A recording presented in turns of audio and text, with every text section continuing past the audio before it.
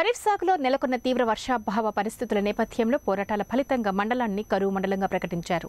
కానీ నీటికి నష్టపరిహారం ఇవ్వాలన్న ఆలోచన కూడా పాలకవర్గం చేయకపోవడం చాలా అన్యాయమని కర్నూలు జిల్లా దేవనకొండ మండలం సిపిఐ జిల్లా కార్యవర్గ సభ్యులు మద్దిలేటి శెట్టి ఆరోపించారు. ఈ సందర్భంగా సోమవారం సిపిఐ ఆధ్వర్యంలో స్థానిక సిపిఐ కార్యాలయం నుండి ర్యాలీగా నినాదాలు చేస్తూ రైతులతో కలిసి వెళ్లి తహసీల్దార్ కార్యాలయం ముట్టడి కార్యక్రమాన్ని నిర్వహించారు. కార్యక్రమానికి ఏపీ రైతు సంఘ మండల కార్యదర్శి వెంకటేశ్వర్లు అధ్యక్షత వహించారు.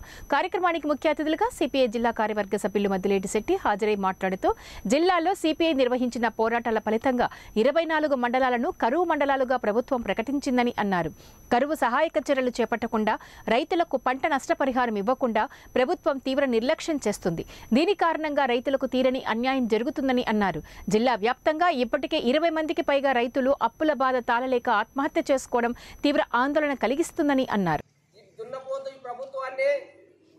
లేపడానికి సెప్టెంబర్ మాసంలోనే రైతులు వేసుకున్నటువంటి పంటలు చేతికి రావని చెప్పేసి గమనించినటువంటి భారత కమ్యూనిస్టు పార్టీ రాష్ట్ర వ్యాప్తంగా అన్ని జిల్లాల్లో అనేక ప్రాంతాల్లో పర్యటించి రైతులతో కలిసి వాళ్ళు పడుతున్నటువంటి కష్టాలు, వాళ్ళు చేస్తున్నటువంటి అప్పులు, వాళ్ళకు వస్తున్నటువంటి నష్టాన్ని తీసుకొని అనేక రూపాల్లో ఆందోళన చేయడం జరిగింది.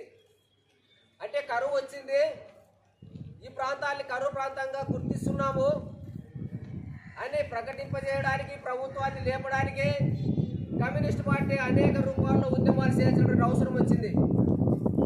అయితే రైతు సంఘాలు కమ్యూనిస్ట్ పార్టీ ఉద్యమాలు చేపట్టే కారణంగా మన ప్రాంతాలను అన్ని జిల్లాలను కూడా మరి కరువు ప్రాంతంగా ప్రకటించడం జరిగింది. కరువు ప్రకటించి ప్రభుత్వం చేతులు దులుపుకుంది.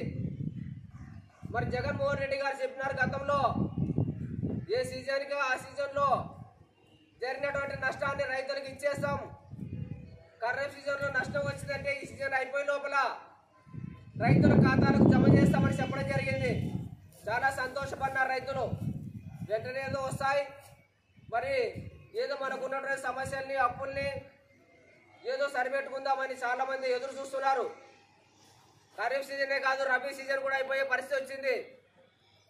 అయినా ఈ ప్రభుత్వం ఇంతవరకు చీమ కట్టుకునేట్టు కూడా కాలేదు.